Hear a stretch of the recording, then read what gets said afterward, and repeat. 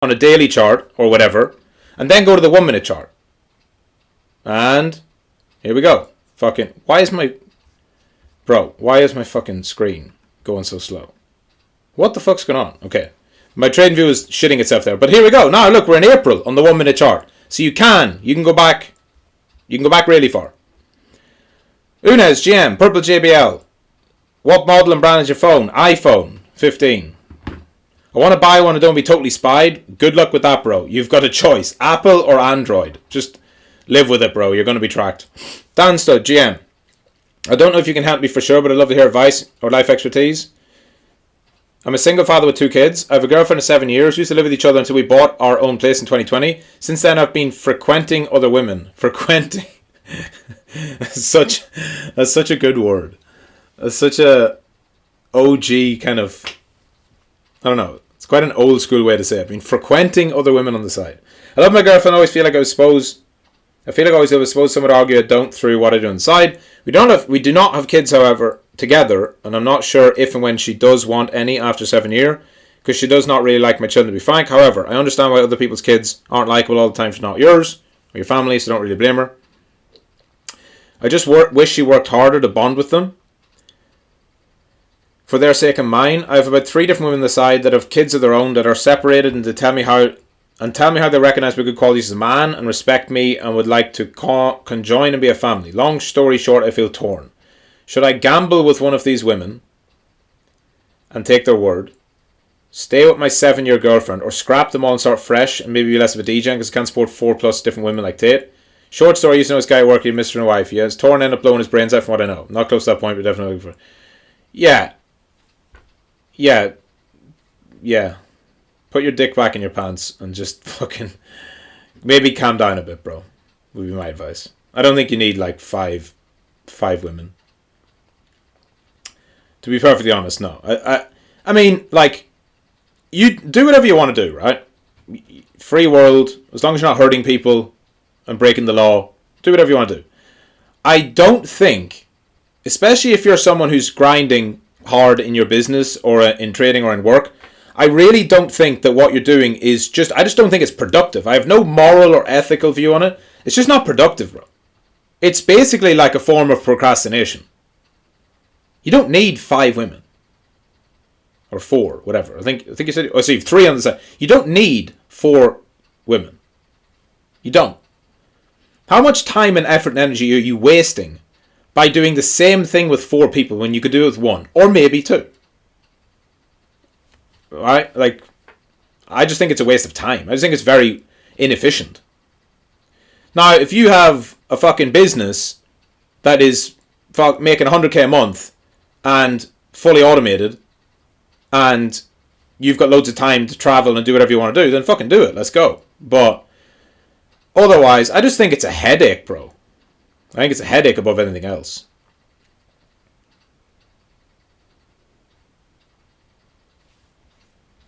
Indefatigable GM. Have you thought about doing a lecture based on the financial institutions, data release, and people who have an influence over the market? Which ones are influencing the market, which ones aren't? Why? No, because that's bullshit. It's mostly bullshit, bro. Thank you for your stream. You're very welcome. Okay, so lecture on financial institutions. If I did a lecture, and by the way, you should also listen to me.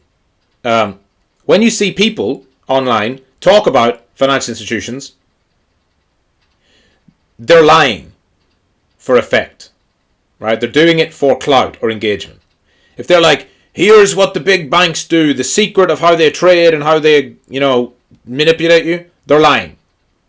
Because either they're making it up, which is 90% of the time, or they say, oh, I used to work at Goldman Sachs and here's the secret. Those people are vastly exaggerating. Because anyone who actually worked in BlackRock or Goldman Sachs or in the financial institutions or in the Federal Reserve or in the US Treasury, you need to understand the fucking level of litigation, the legal trouble they'll get in for revealing any trade secrets. It's literally in their contracts. I used to work in recruitment. They would have NDAs and contracts and non-disclosure and non-compete clause and all this out the fucking tits whenever they quit. No way. So anyone telling you about this is bullshit. And me, I'm not going to lie to you. So I wouldn't do it. Because what would I know? What the fuck would I know about the inside of financial institutions? I've never been in one. Right? I've never worked in a big bank. I've never worked in BlackRock. So it would only be stuff I could find online, which I know is all bullshit. So much of this stuff is just conspiracy nonsense. Like everyone used to say last cycle, everyone was like, Three Arrows Capital are manipulating the market. Like they were like the fucking, they were the Citadel or they were like one of the big market makers / VCs. So kind of like the Citadel or the Sequoia or whatever of crypto. Even though Sequoia can't even crypto, but the big VCs and the big market makers and the big institutions, the big high frequency traders from TradFi.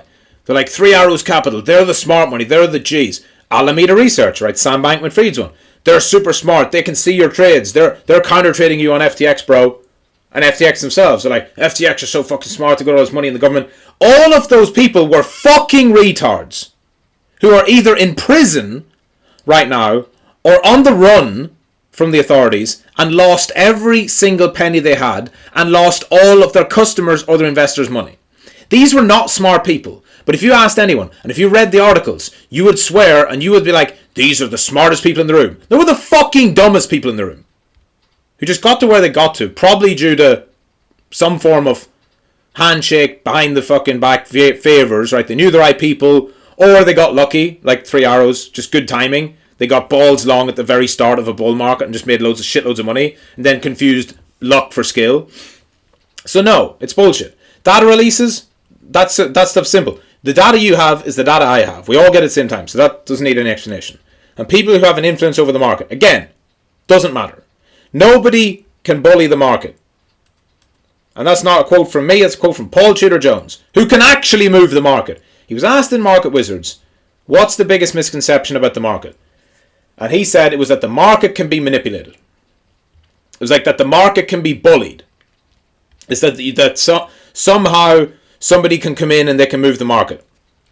And he said, yeah, I could go in and I could cause a stir in a market for a day or two if I wanted to. If I went in and moved around billions of dollars to get a position, I could temporarily move it, but as soon as I stop buying or selling, it's going to go where it's going to go.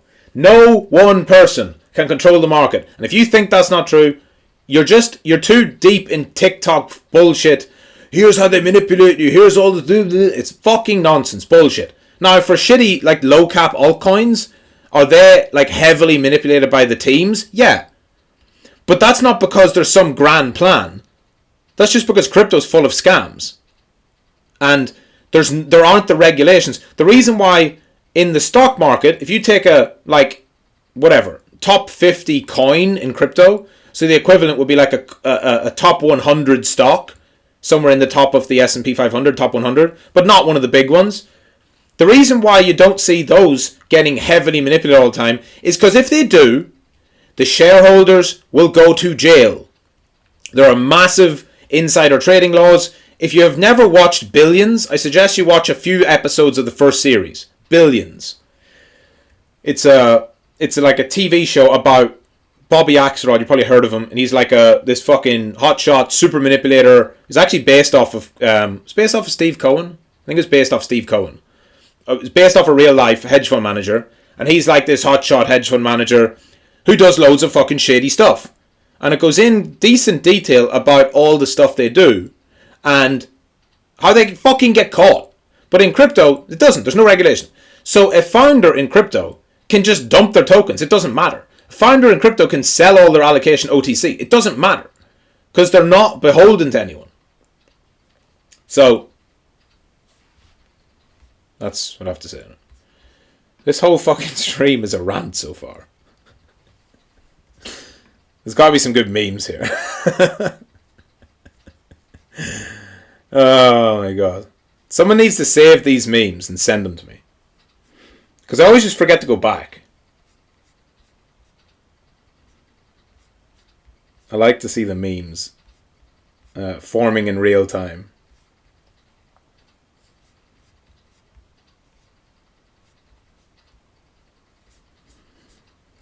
GM.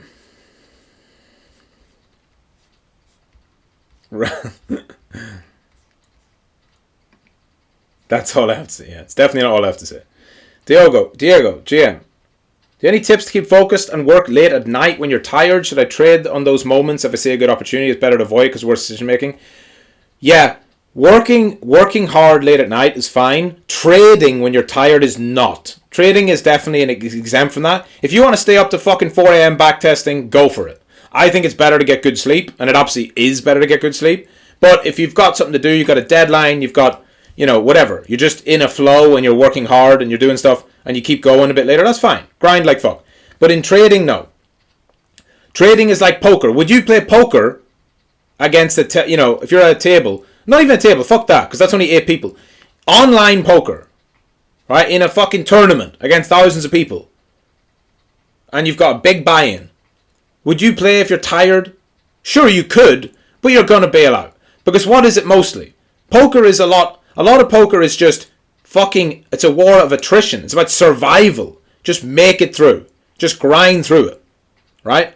Just don't make mistakes, especially like tournament poker. Don't make mistakes. Keep going. Allow other people to get impatient, to blow up, to go all in, to fuck themselves up. And then it'll whittle down and whittle down, whittle down. And just by surviving, you get through to maybe the top 20%. Then the top 10. And then when you get to the final table, or maybe, before that, but like when you get to the final table, that's when it becomes a lot more about skill. And of course, at that point, you need to be fucking on it. But a lot of it's just surviving. Don't do stupid shit. And you're more likely to do stupid shit when you're tired. So don't trade when you're tired. But do everything else. Andy Astronaut, GM. On today's Daily Live, to talk about cooked ETH. Most bullish case to go sideways. Bill base makes sense. Your comment regarding time frame baffles me. I prefer to see it go well into 2025 and then rise from there. Isn't that a bit early? Previous base took 1.5 to 2 years, as you said. In case we are bearish, can you lower? Wouldn't that bleed the market out next couple of years before it comes back to life? Why would we see a 2025 start of a new bull market after this one just ended in 2024? Because bull markets are fucking bullshit. I don't think they exist anymore. Personally. Maybe that's wrong. And when I say that, I should rephrase that. Bull markets will always exist, right? What I'm saying is the idea in crypto that we do this thing every 4 years, I think is nonsense. But what I'm talking about with Ethereum, you have to understand as well, Ethereum going sideways, like into 2025, right? Ethereum goes down and sideways and chops around 2025 and then we go. Like, that might just be that. Like, I'm not saying it's fucking... Again, it could just be a 3-month rally again or a 6-month rally. It doesn't have to do any of this shit. It's just not going to follow a fucking 4-year cycle. I just really don't think that's going to happen. So, previous base 1.5, 2 years. Sure, yeah, but that was like different circumstances. The only thing I guarantee is that the future will not look the same as the past. So most people base their future plans on the past, and that's dumb. History might rhyme, like they say, it never repeats. And one of the things that I think is the flimsiest assumption of all is that somehow we're just getting started because it has to be a 4-year cycle again. Like what? Why? I don't get it. If the economy goes into a recession, like a brutal deep recession in 2025, like the end of this year into next year, and the Fed aren't able to keep up with it, they've cut rates too late, and actually everything's falling down and crashing, and Kamala Harris wins the election, and crypto just goes to shit, guess what? It's just over. But it doesn't mean, see you in 2028. We don't have to wait 4 years again. Maybe there's a really bad year, right? We have a fast but deep recession, or a deep dip, sorry, but a shallow recession, right? So it crashes a lot, but the recession doesn't last very long, a bit like 2001. And then the printer starts going, and the stimulation comes back, and the markets start to rise again. Guess what? We could have a bullish 2026, and 2027, and 2028. It could be golden. This whole like creative destruction thing, burn it all to the ground so we can fucking rebuild. Like, I agree with that. And the truest... actually, when you talk about like the stock market's just fake, completely fake. Like it's just propped up on printing. They don't allow recessions to happen. But you know where you do get recessions? Crypto, right? And you have shit like Axie, and it had its fucking blow off top. And guess what? This is like the economy. It should be allowed to go down to zero like this, instead of getting propped up here and never being allowed to drop. Because Axie went down like that, right? So Axie had its big bull market peak and all the way back down. Solana did better. So if you're imagining these like economies or countries, guess what? Solana is supposed to exist. Axie is just a scam going to zero. That's what it's telling you. These are like, imagine the stock market was fair. This would be like, whatever, Meta or Microsoft or whatever. And this is like some fucking dumb bullshit SPAC that was launched, like Peloton bikes or Zoom, which just had a blow off top around COVID and they're going to fucking zero. Because nobody gives a shit about buying a fucking Peloton bike anymore because they're not locked up in their house. So you have to allow this shit to happen. And to like on an economic level. So I'm long-term Bitcoin bull. Bitcoin is the trade of my lifetime. I'm convinced of it. I think that Bitcoin is only going to go higher over a long enough time frame. But what I don't know is when. And, you know, I think most people are betting on a bullish Q4 and they're betting on a good 2025 because they have fallen into the meme of this cycle. And maybe the cycle's not a meme. Maybe the cycle is real. Maybe there's going to be a 4-year cycle. Exactly the same as last time. But it hasn't played out so far. Right? It's broken most of the cycle metrics so far. Like we hit an all-time high before the halving. So and so and so on. But who knows? We'll see. Victory. GM. I'm excellent. Thank you. Hope you're good. I had a wild encounter recently I've been thinking about. Last week I almost got into a fight. Here's what happened. I was walking with my cousin. And this guy came up to us asking for food. I'd seen him before, so I knew a little bit about him. I ended up buying him some bread and milk. We were catching up. When things started feeling off, his story wasn't adding up, and my cousin was getting suspicious. Fast forward a bit, we took him for some drinks. He said he could use a little help. My cousin had this feeling the guy wasn't really homeless, more of a con man pretending. As we were wrapping things up and leaving, my cousin straight up told him he didn't like liars. Boom, the guy suddenly flipped and wanted to fight. Here's the weird part. Even though I know how to fight, I froze. I just stood there while my cousin handled the situation when we got out of there without things escalating. Now I keep asking myself, why did I freeze when I knew I could take him? It's been bothering me since. Anyway, that's my story. Unexpected run-in with a crazy person / con man. Yeah, because why does live trading feel so much different than backtesting? Same reason. You can learn how to fight in a gym, but it's not. It's a controlled setting. It's entirely different to being on the street, and you shouldn't go out looking for fights in the street. Obviously, you don't want to freeze, but then again, did you freeze or did you just realize that this might escalate into something? Like, were you or your cousin in grave danger?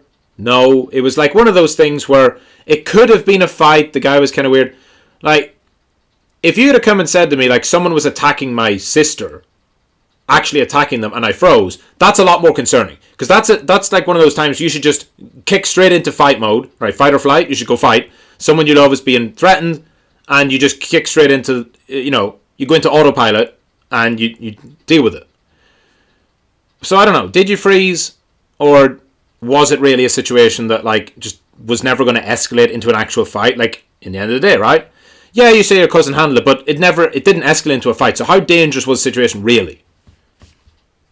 This is true. Like, a lot of this happens too. You don't want to just jump in and start street fights all the time just because you're like, someone looked at me weird or someone was lying. You're just going to end up in fucking prison if you do that. And the reason why you go to a gym and you learn how to fight in a martial arts gym like boxing or doing MMA or whatever, the reason you do that is so that you don't fight on the street. And you understand how to control yourself and handle yourself. But if you ever get into a situation where it's like life or death, threatening, you can act. So it seems like it just wasn't one of those situations, and you were actually pretty fine to do what you did. Because again, like what would you want me to say? Yeah, bro, you should have just knocked him out on the spot. Well, no, because then you're a loose cannon, like a hothead, who could end up catching a fucking case, and you're gonna be the one who gets in legal trouble. So you shouldn't be seeking that anyway. So I think it's probably all right, bro.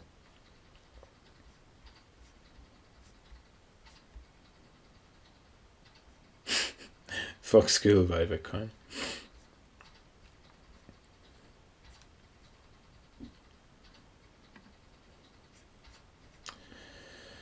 Ricardo, GM. Maybe an obvious question, but do you use UTC time because it's your time or to make it easier for all students? If it's the latter, I don't know how you do it. Neither. UTC is the time you trade in. This is trading time zone, especially for crypto. So everything in crypto is based off UTC because different things happen in different areas, right? If we're talking about, okay, Bitcoin, like crypto has a daily open. That's a really important candlestick, and it's an important time of the day. Then we have the New York Open, right? We also have you can consider the London Open. We also have events that happen throughout the day at different times, and all of those are in different time frames. Some of them are in Europe, some of them are in America, and obviously the Daily Open is it's when is the Daily Open? The Daily Open is the most important. There's only one Daily Open. The Daily Candle only opens once. It doesn't open at midnight New York time. It doesn't open at midnight UK time. It opens at midnight UTC. And the 4-hour candles, which I use a lot as well, those type of candles, anything that's more than 1 hour, they open at specific times. You don't want to look at a 4-hour candle on a UTC plus 2 chart, right? It has to be UTC. Rindell, GM, is it better to hold cash or go into USDT as you wait to trade? Personal preference. Depends what you want to do. I hold USDT. Elway, GM. Specific reason why you did stop reading tape at Agar to lose edge for you? It never really had edge. Like, reading the tape is fine. Reading the tape is great. It can inform your trades. It can help. I've used it. When I had systems that I used that, they made money. But I have systems right now that don't use it and they make money. And I'm a big proponent of less is more. The longer I trade for, the fewer things I use. And interestingly, the better my results become. This is a well-known phenomenon that you tend to overcomplicate things when you're newer, and you tend to do lots and lots and lots of stuff, and you learn loads and loads and loads, and part of that is necessary, where you have to learn everything, and then as you kind of reach towards, if you hear about people who you would consider to be a master of something, right, and they've achieved mastery in whatever they do. They'll often say this, where I used to overcomplicate the process so much, and then over time, as I got closer and closer to this, to where I am today, because you never actually reach mastery. Mastery is like the horizon.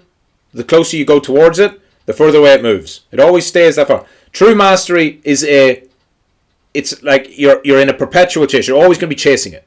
You're never actually going to reach it. Other people might say he's achieved mastery, and you're like, yeah, but I can get better. That's why you never actually reach it, right? And you will. Even if you're making $10 million a year as a trader, and everyone else looks and goes, holy fuck, this guy is just absolutely achieved a level of mastery in trading. You would say, yeah, but and you point out all the things that you got wrong last year and all the areas you can improve. If there are areas you can improve in, you haven't achieved true mastery yet. So it's not something that's supposed to be achieved, it's something you're supposed to chase. And as you go on that path, which everyone's on, every single one of you, once you commit to being a trader for the rest of your life, if that's what you want to do, if you don't want to do that, if you deep down ask yourself, do I want to do this, and you choose something else, go and do anything. Go and do sales. Go and do whatever it is. Like, it doesn't have to be this, but if it's going to be this, commit to it. And then the longer you go along the path, the more simple you will make things. You will learn that subtraction is really addition. You take things away and it adds to your process. It adds to your overall results. There's like a balancing act with this too, and part of why I say it is I wouldn't know the things to cut out if I didn't once have them in. It's only because I've tried so many different things that I am comfortable to do fewer things. So I am a big proponent that you do have to try a lot of stuff. And so, anyway, to loop it back around. For me, I can use the tape. And the tape is where you're listening or watching the actual orders coming through. So you're literally watching the orders as they arrive, as they come through. You're seeing how much is being bought, where it's being bought, what exchanges. And there's also a sound-based thing for crypto called Eiger. I've used it. I've used it successfully. I've also traded successfully without it. And I prefer to not use it. If I hate Eiger. I used to use it out of necessity. I was good with it. I could use it. I could use it profitably, and it was useful in 2021, especially. But if I could get rid of it, I would. And so as soon as I could, I did. That's me. You might be different. It's also like the way I don't want to use 5 indicators on my chart if I can use 1. Or fucking none, right? Lemons, GM. Sorry to bother, stupid science. I've been trying to formulate questions, just keep getting carried away with system ideas while backtesting. Good stuff. Note them down, by the way. Write them down, but don't stop your backtesting. What's your opinion on creating system while backtesting? I'm backtesting purely on price action now. It's 3 simple rules. We also notice patterns while watching main account using indicators like 13, 50, 200. Particular can benefit simple 3-rule system and increase win rate. Also connect mean reversion to trend following. All of that, every piece of that is completely fine, bro. But the important thing is, don't create a system while you're doing the white belt system, right? So the first thing is just do your white belt backtesting 100, get that done.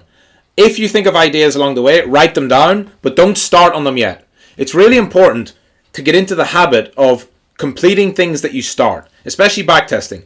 Because if you get into a habit of doing 20 or 30 backtests and then moving on to another one, you'll do that forever. Because there's always a new system. You can always do a different system. There's always a new idea. And it's so easy to throw away a previous system that you haven't fully tested yet. So just out of good habit, get the full system done, then move on to the next one. But you can do all those things. You can try. There's no right answers in crypto or in trading. There's no specific right answer where it's like, yes, you have to do this or you can't be successful. There's loads of ways. Could the EMAs work with the price action system? Absolutely. Testing will tell you. Tonight it's Cobra on desk. I forgot that detail. GM. We got the Guinness, which is G. What's out in the background? It's like... Anyway, that's G as well. Alpha Trends, GM. Do you think hard landing or soft landing more likely based on today's data? I think that both of those are old talking points. They're just like old headlines. And at this point, it's going to be...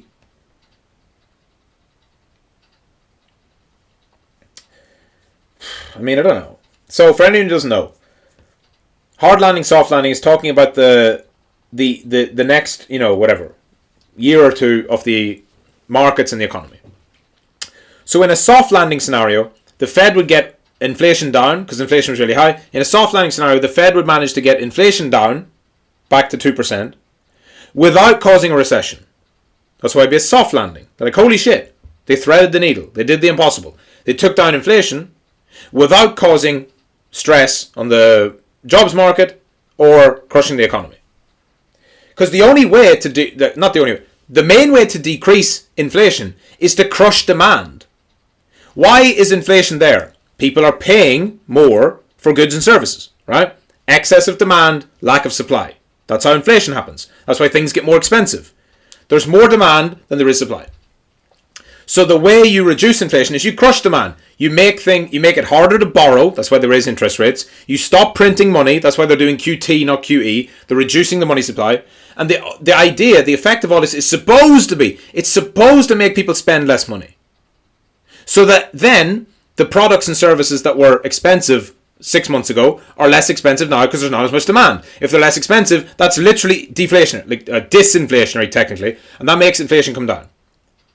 But the side effect of that is if they do it too much and you crush demand too much, people lose their jobs. People lose their jobs. They can't spend money. If they can't spend money, they can't pay rent. They go behind the rent. Then their landlord goes behind his mortgage. Then it all spirals and you end up fucked. So you can see how they have this, like they're walking a tightrope. So basically soft landing is like I 100% am not a soft landing believer because I just don't, markets and the economy and the world, it's chaos. We tend to go through extremes. Watch the market, like watch crypto long enough. Like watch Bitcoin chart for a day on the 1 minute chart. Most of the time it'll do nothing. But at some point that day, if you go 1 minute chart, watch it for a full day. At some point during that day, it's going to go extreme. It's going to go extremely high or extremely low. Usually both. And this is relative. We're talking extreme. We're talking about in relation to that day. So we zoom it out and we look here, right? So we start off at midnight, it moves up a bit, it moves down a bit, but it comes back to the middle, it moves up a bit, it moves down a bit, and then extreme, boom, there we go. Massive extreme move. And it happens every day. Some days it's just like a crazy spike or a big dump. Some days it's like a big pump that retreats, like this big pump. Every day there are extremes. And that's like a reflection of life. I don't see the economy as just being like, okay, let's go back, and inflation comes down and people lose their jobs, there's no recession, it's all nice. No, it's probably just like we had the most insane bubble ever in 2021 where everything went crazy with COVID. We're probably going to swing back the other way and swing too far. So I would be in the camp of hard landing, probably. Hard landing is basically the opposite of soft landing, right? Hard landing is like a recession, a deep recession. But, they're going to try and massage the data for as long as they can. They're going to gaslight us. They're going to tell us it's not actually a fucking, whatever. Anyway.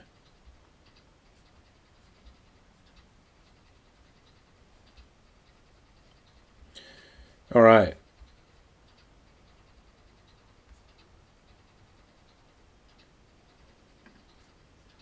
Logan. With Bitcoin down around 5% in the day and others up 2.5%, there's telesentence and should retail still hoping to go up soon, which could mean there's more destruction to come. With the fact sentiment is so bad for the past few weeks, all weekends holding shitcoins have already left and people won't sell or left. Yeah. So what Logan means is that basically Bitcoin's down, but if you look at others, which is basically the shitcoins, basically altcoins, others is up, right? So even on a down day, we're seeing the altcoin cap actually having a rally. I mean, is this indicative of anything important? I would say too early to tell, because we have also just seen like 3 weeks where they just get crushed. So is this bounce a sign of things to come, or is it just yet another counter trend rally in a perpetual march towards zero? Yeah, I don't think it's alt season, right? So people who are looking at it saying alts look great against, alts look good against Bitcoin here. I'm like, sure, on the 1 hour chart. But zoom out. What is the long-term trend for others dominance? This is a chart that will never go above 20% again, in my opinion. This to me looks like a dominance run that ended in 2022 and will never make a new high. Because it's going to be very hard for the rest of the market to gain dominance against Bitcoin and against the other majors. Right? So it's excluding the top 10. So I'm not of the opinion that it will ever amount to much. I would expect this probably to trend towards, something like that.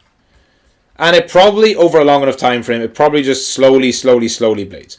Because I think that crypto inherently, the cream will rise to the top with crypto. Eventually, you're going to have a few, obviously Bitcoin and a few others, that have the vast majority of the market cap, and you're going to have loads of just dead projects.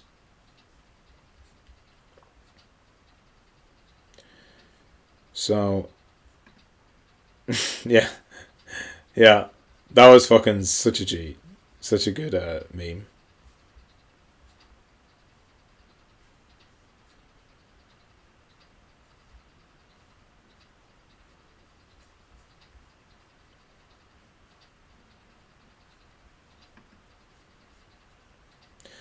Gia, GM. Question of the evening. What would you prefer more? Endless money or endlessly educated and knows everything, as your brain would be ChatGPT? Second one. Easily. Use the knowledge to get the money. And then you get to go through the journey twice. Right? You get to walk the path again. If you've got endless money, what do? Right? Endless money is not the goal. Well, endless money is the goal, kind of. But it's the pursuit of endless money that's fulfilling. You know this. You know the lottery winner story, right? Most lottery winners end up broke, depressed, because they just get handed millions of dollars for doing nothing. And they're like, oh, shit. I guess I have nothing to get up in the morning for, other than just hedonism, right? How can I spend my money? It would take a very mentally strong and well-adjusted person to just get handed $50 million at 25 years old and to not completely fuck their life up, right? So yeah, the education. Ethan GM. Are you including conditional order, how it works generally, and also when you're in a trade, how to add, or else that's nothing to do with trade management? I can include order types if you want, yeah. I tried it today when I was in profit and wanted to execute on a price level when market would shift. So I set the trigger and order price above the current. Trade didn't execute, so I had to close it manually. It was 6115 hour win. Good stuff on the win. Yeah, I'll add that to it. Let me just remind myself here.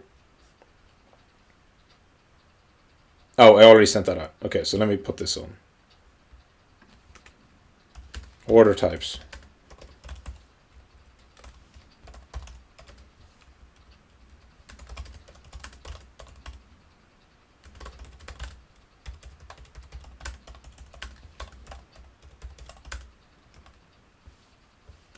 That's actually a good point, because I do need to talk to you guys about stuff like limit chase orders, which are important to know. So yeah, we'll do that. Okay. Another question. What are your thoughts on artificial intelligence being able to act 100% autonomously and independent in the future? And do you believe that we, or rather our generation, will experience this? I'm thinking this 24/7. No idea. You know what's really easy in these examples? So first of all, I've worked in sales and then I've traded, so I have a very good bullshit filter. Because most people are full of shit.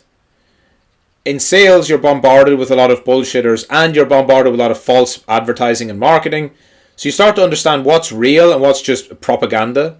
And then, of course, in the market, you'll very quickly realize your own flaws from the mistakes you make.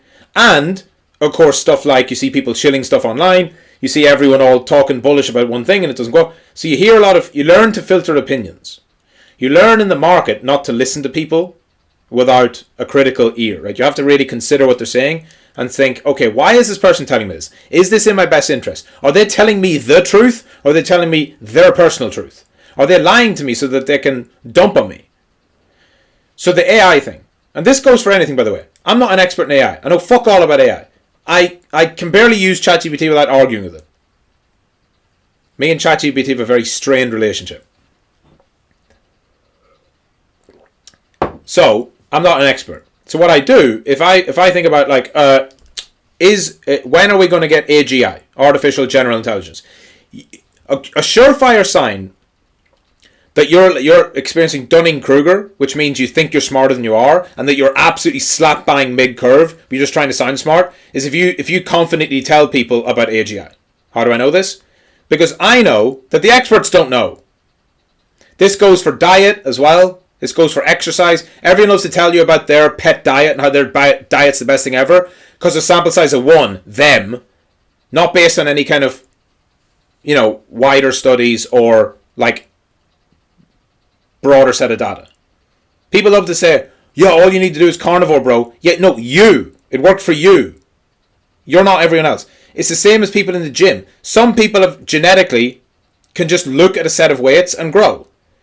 The people who grow easiest, the easy gainers, have by far the worst technique and the worst training form and the worst exercise selection and the worst discipline. But they grow the most because they're just genetically gifted to grow.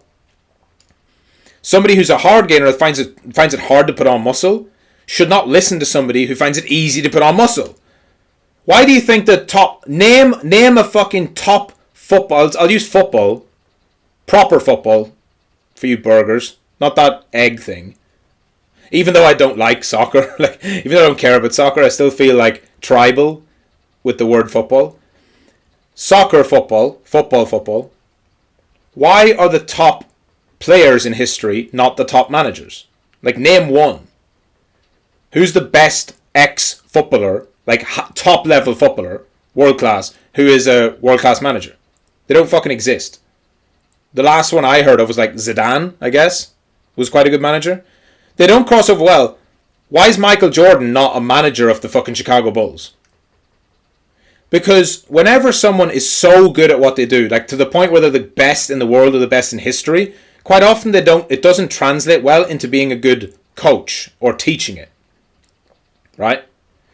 So I don't know why I went on that tangent. There must have been a point to it.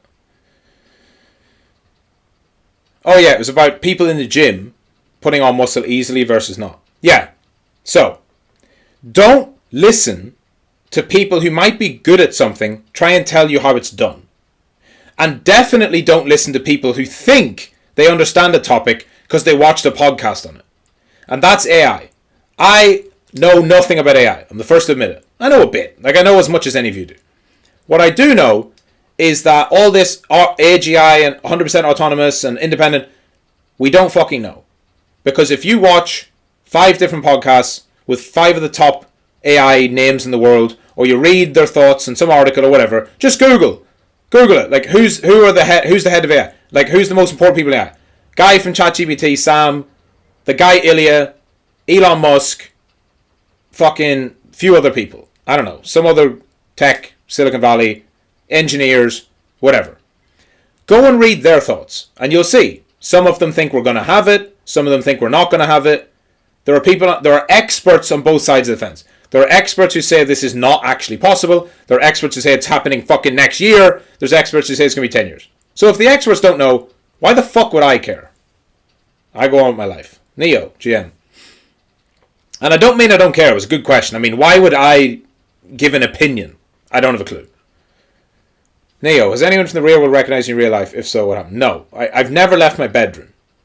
Laymon's, GM. Endless experiences, GM. Village, GM. I want to share my situation for the last 2 weeks. I've won more than 15 consecutive trades, all using my breaker structure system with your help in daily 11s and traded data and better trend direction. I feel like I'm lucky. In reality, no, because I'm following my rules. And I'm experiencing a mix of increased self-confidence and excitement. I don't want to let this excitement lead to poor decisions. I'm wondering, how do you manage your emotions in a situation like this? Yes, very good question. What you're experiencing is random chance. It is not skill. Let that sink in. But what I mean is, it's not that you're skillful at picking winning trades, right? You haven't developed this esoteric knowledge of where the market's going to go. What you are doing really well is following your rules. So you're doing exactly what you need to do. So I want you to focus on only one thing, Village. Continue to follow your rules. And remember, do your journal day and night. When you start losing, and you will, when you next have a loss, when you next have 2 or 3 losses, remind yourself, I'm doing exactly what I'm supposed to do. Because whether you win or lose, the only thing you control is your process, following your rules. It's super important to know that when you lose, as long as you're following your rules, that is completely fine. Not only is it fine, it's guaranteed. Here's another thing, which might be more confronting to you and everyone else. If you trade long enough, Village, because you've had 15 in a row winning, statistically, if you continue to trade that style, you're going to have 15 losses in a row at some point. Over a long enough time frame. If you look at any series of trades, if you go to the trade simulator, trade return calculator, and you just keep refreshing it and you see how the trades come, if you see a series of trades that has 5 wins in a row, it almost always also has 5 losses in a row. And if you refresh that exact same set enough times with the same win rate and risk reward, you will roughly get the same level and amount of streaks. So you probably never have. I've never had 15 losses in a row. I've never had 15 wins in a row either, by the way. So fucking well done. That's G. At least not to my knowledge. I don't think I have. So you will have a losing streak though. At some point. You will lose 5 in a row. The only thing you can do is remember, just like I wasn't a super turbo genius when it was 15 in a row, I'm not a fucking retard when it's 5 in a row. Losses. You'll be good. The fact you've asked me that question tells me you should be okay. Most people would just right now be like Googling Lambos and like planning their fucking, mansion on the beach with all their future billions that they're definitely going to get because they've forgotten how to lose. At least you're not doing that. LBJ, GM. How do you deal with people who have a problem with you swearing? Fuck them. I had to do it. That was too easy. They'll randomly point out something like, watch your language during convos. And they aren't even elders. Keep in mind, it's not like I excessively swear in front of children. My level of swearing, saying the fuck, is the same frequency as all the profs here basically. Well, if you're comparing it to me and especially Adam, if you're comparing it to me and Adam, we definitely are on the higher end of the swearing scale. I don't think there's anything wrong with swearing. Tate swears, the prof swear, most G's do it. Yeah, but people outside of here are not they're not G's. Yeah, people who have a problem with swearing are like so low T. People who are offended by words are just the lowest T human beings on the planet. And it's so stupid. It's just words. Now, words have power as well. If you're saying like super racist things to people and it's really out of line, or you're saying super aggressive, insulting things to people in a nasty way, yeah, don't be a dick. But I know you're not being a dick. I'm just like giving an example. If it's not just like genuinely, I'm trying to say the sentence without swearing. Like, who cares? It's just not as good. It's not as impactful when I don't swear. Who gives a fuck, bro? Let them cry. What can you do? J.O. Murph, GM. Is there a piece of advice or mindset that you believe in but haven't really discussed in depth? Something people wouldn't expect from you? Probably loads of stuff, bro, but I can't think off the top of my head. Because first of all, I don't know what I haven't told you. I've been doing this for 3 years. I actually don't know what I haven't told you guys yet. I mean, I don't know. I would have to think. Piece of advice? There's definitely like any piece of advice that I've been given in my life that was useful or that wasn't useful. I've told you guys. The bad advice I've been given, I've turned it into a daily lesson and said, don't do this. The good advice I've been given, I've turned it into a daily lesson or put it in the lessons. If there's advice in my past that I can't remember, then it wasn't that important. So I'm pretty sure that everything I could possibly think, 3 years into doing this, making hundreds of lessons, thousands of videos, and thousands of, like hundreds of the lessons on the Learning Center, but like thousands of daily lessons, thousands of videos, thousands of streams. There's no way, like, any of that past advice has been mentioned. Now, most of you haven't watched all of my content. It would literally be impossible. I don't think you could even do it. To go back through every single video. Well, you definitely can't do it because most of them aren't online. They get taken down after a while. So I do repeat stuff. And that's necessary because there's always new people. And people need to hear, the correct advice is generally the classics, the cliches, right? And it needs to be constantly drilled and repeated. That's why, like, your boxing coach doesn't just teach you a jab once and says, good, there you go, now you got it. No, you drill that shit. So getting good advice and then drilling it is super important too. This is also like backtesting. This is deliberate practice. That's why you replay trade. That's why you go through it. Jack, GM. Lately I've been backtesting the strategy. It doesn't have a fixed stop loss, position trade type system based on EMA bands. Would that still be a valid systematic trading, even though sometimes it loses by 1 to 2%, sometimes by 10 to 15%? But from backtesting, I have seen that it is plus EV and winners are often bigger than losses. I could take a maximum 10 to 15 trades a year. For example, only holding Bitcoin when the bands are green. GM. Also trying to stop myself from finding a day trading system. Since I currently went to 1 4-hour system to 1 day systems due to my workload, but your day trades look too sick. Very good. No, that's totally fine. That style is totally fine. It needs to be managed, and it's definitely something you have to do when you've got experience, like Jack does. Trading without a stop and not using a fixed risk, where your risk is based on higher time frame bands flipping and stuff. So, it's completely fine to do. It requires a bit more. There's a lot more nuance to it, especially around risk management, because how much do you size, like position size at the beginning? So, it's definitely valid. It's definitely fine to do. It just takes more management. And I want Prada, GM. Pretty sure one of us in the future will be interviewed in one of the Market Wizards books. Absolutely. I like the energy. Would you like to be known as Professor Michael G? Or maybe would you like to hear something like, I was mentored by Professor Michael G, destroyer of charts. Imagine like actually putting that in. How obnoxious would that be to like give yourself a tagline after your name? That's got to be the most fucking narcissistic thing you do. So, what do I want? What don't you? I don't have a tagline, do it. Destroyer of charts.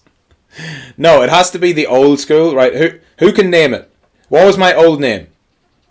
Doctor, Professor, Michael G, PhD, MPE. Somebody list it all out. That's the way it needs to be listed. All my letters after the name, right? The Sir, Doctor, Professor, Michael G, PhD, MPE, Esquire, all of that. It needs to be that full thing.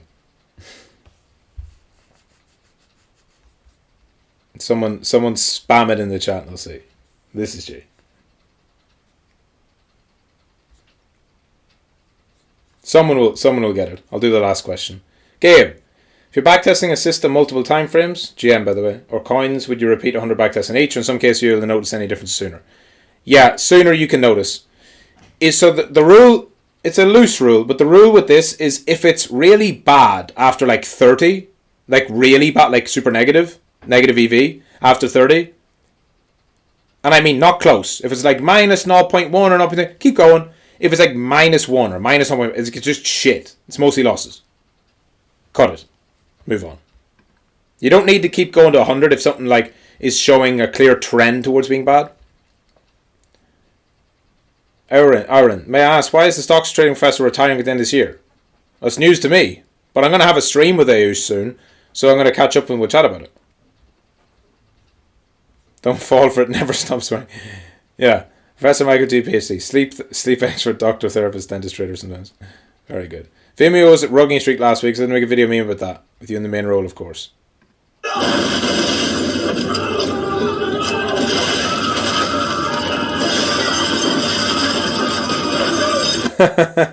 We do need to get the Vimeo CEO.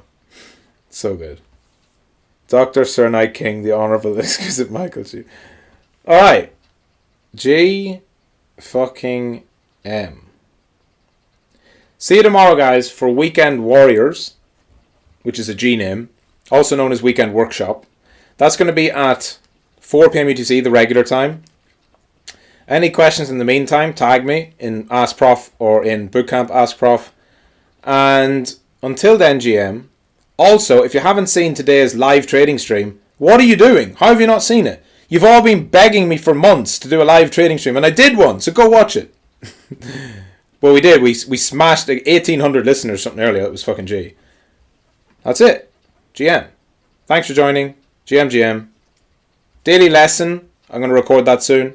We'll drop the daily lesson soon. Until then, GM.